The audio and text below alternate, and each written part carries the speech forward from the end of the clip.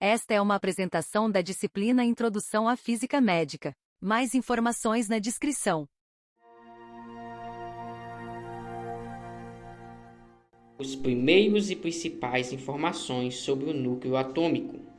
No fim do século XIX, foram resultados pelos físicos Henri Becquerel e pelos químicos Marie Curie e Pierre Curie. A descoberta do nêutron foi em 1932 por James Chadwick, mas teve o modelo do seu núcleo modificado. Forças nucleares é mais forte do que forças eletromagnéticas, mas, no entanto, elas têm alcance mais curto. Por isso, não é possível se ter núcleos estáveis muito grandes. A atração nuclear age apenas em núcleos vizinhos, ao passo que a repulsão eletrostática atua em todas as pontas, que vivam próximas, que encontrem-se afastadas uma das outras. As reações nucleares são aquelas que envolvem alterações no núcleo dos átomos, que emitem partículas alfa, beta e gama, a fim de adquirir estabilidade química. Também as reações nucleares podem ser representadas indicando-se o núcleo inicial e as partículas envolvidas e o núcleo final. Assim, as três últimas reações citadas podem ser representadas. As emissões nucleares acontecem para trazer o núcleo a seu estado fundamental, estado de mais baixa energia. Normalmente, núcleos muito grandes são instáveis. Quando emitem partículas, transformam-se em outros elementos químicos, quando o número de prótons se altera, ou em isótopos do mesmo elemento, quando apenas o número de nêutrons se altera. Quando emitem fótons, um núcleo estável se desfaz de um excesso de energia e se aproxima do seu estado fundamental. A massa de um núcleo não é igual à soma das massas dos prótons e nêutrons que o compõem. Na função das partículas para a formação de núcleo, pode haver liberação de energia, diminuindo a massa total. Inversamente, a fim de separar o núcleo em suas partículas constituintes, pode ser necessário fornecer energia ao sistema. Essa energia, denominada energia de ligação do núcleo, é denominada pela equação de Einstein, que relaciona a massa e energia. Em um átomo, o núcleo está cercado pelos elétrons e, portanto, não sofre a influência da temperatura, da pressão ou de qualquer outro fator externo. As transformações que acontecem no núcleo, como o decaimento radioativo, dependem somente das suas condições internas. Durante o decaimento radioativo, o número de núcleos radioativos, núcleos capazes de emitir partículas, diminui com o tempo. A emissão de uma partícula a diminuir ao segundo número de prótons e também em segundo número de nêutrons do núcleo. Então, este núcleo se transforma em outro, com carga menor em 2 unidades e a massa menor em 4 unidades.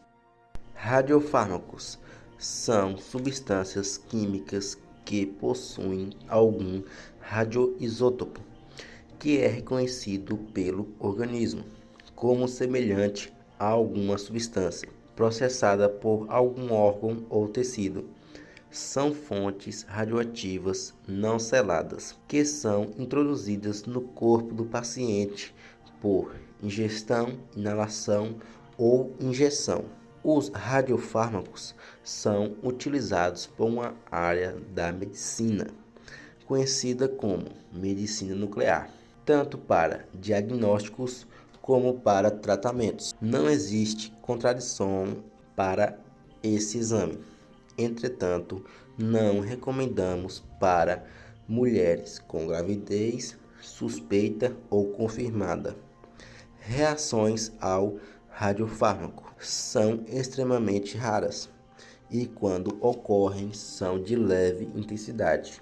Alguns efeitos descritos são febre, náusea, cefaleia, dor torácica, hipertensão, entre outras. A fissão nuclear é o processo no qual um nêutron é disparado contra o núcleo de um determinado átomo e, com o choque, o núcleo se quebra, ocorrendo uma grande liberação de energia térmica e a formação de dois novos compostos mais leves que o inicial.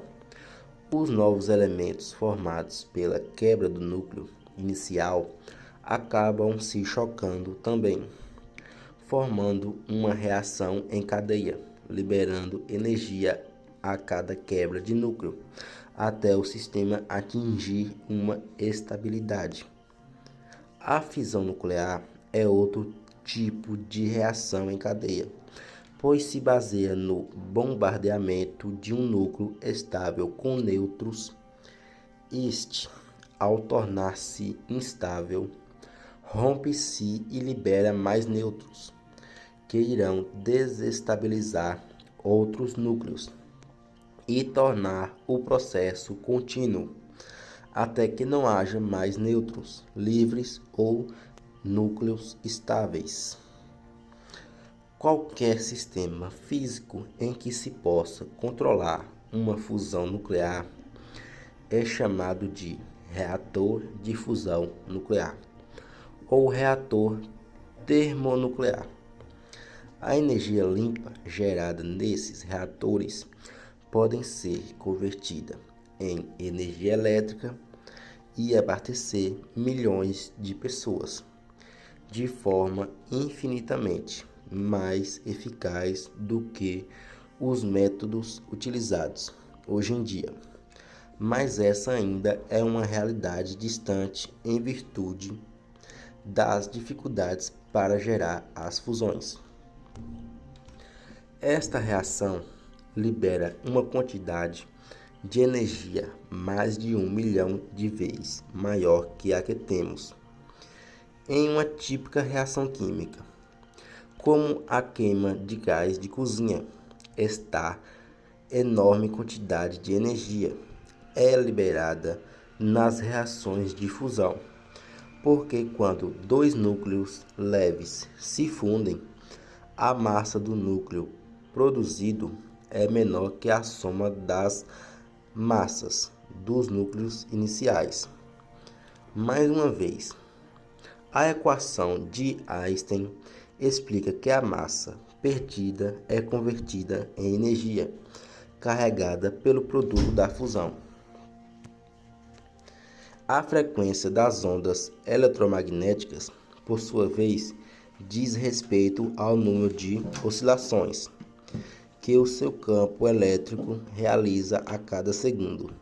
Além disso, ondas com frequências mais altas carregam mais energia consigo, em ordem crescente de frequência. As ondas distribuem-se no espectro eletromagnético, classificando-se em ondas de rádio, microondas, infravermelho, luz visível, ultravioletas, raio-x e raios gama. Mitos e verdades. Comida preparada em um forno micro-ondas fica radioativa e pode vir a provocar câncer? Essa afirmação também é falsa. As micro-ondas são ondas eletromagnéticas de comprimento de onda maior que a luz visível, frequência menor e, portanto, ela vai possuir uma energia maior. Desse modo, ela se torna uma radiação não ionizante, o que vai impedir, que a comida, que o alimento que está ali no micro-ondas seja contaminado pela radiação e, consequentemente, não vai estar gerando câncer e nenhum problema que a radiação possa causar na saúde das pessoas que venham a consumir o alimento preparado no micro-ondas. Então essa aí também é uma afirmação falsa. Se tornar radioativo um material, ele terá essa radiação para sempre? No caso, ele será radioativo para sempre? Essa é mais uma afirmação falsa. Fazemos uma suposição que o objeto foi irradiado com nêutrons ou partículas carregadas e que alguns de seus átomos se transformaram em radioisótopos. Nesse caso, existe a possibilidade de fazer uma extração química e física dos elementos em questão e conservar sem radiação a outra parte do material, no caso a parte que resta do objeto. E também tem a questão da minha vida. Todo elemento que um dia já foi radioativo, ele vai perdendo radiação até chegar a um ponto que ele estará limpo, que ele não terá nenhum elemento, né, nenhum elemento radioativo. Esse vídeo foi baseado no livro Aplicações da Energia Nuclear na Saúde,